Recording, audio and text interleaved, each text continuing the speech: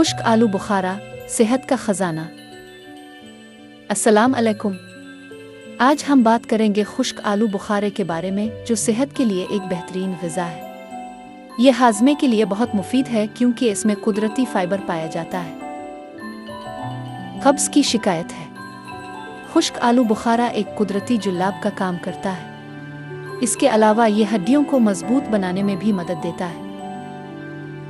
क्या आप जानते हैं कि ये ब्लड शुगर को भी काबू में रखता है? इसमें मौजूद एंटीऑक्सीडेंट्स बढ़ती उम्र के असरात को कम करते हैं। ब्लड प्रेशर और कोलेस्ट्रॉल को कम करने में भी ये मददगार साबित हो सकता है। खुश्क आलू बुखारा विटामिन्स और मिनरल्स से भरपूर होता है। इसमें विटामिन के मौजूद है जो हड्डियों की सेहत के लिए ज़रूरी है। विटामिन ए आँखों की बीनाई को बेहतर बनाता है और पोटाशियम ब्लड प्रेशर को काबू में रखता है। आयरन खून की कमी को दूर करने में मदद करता है। इसमें भी विटामिन्स भी पाए जाते हैं जो दिमागी सेहत और जिस्मानी तवानाई के लिए अहम है।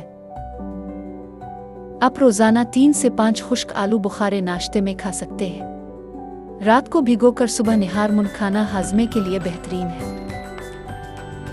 इसे दलिए दही या स्मूथी में मिलाकर भी इस्तेमाल किया जा सकता है।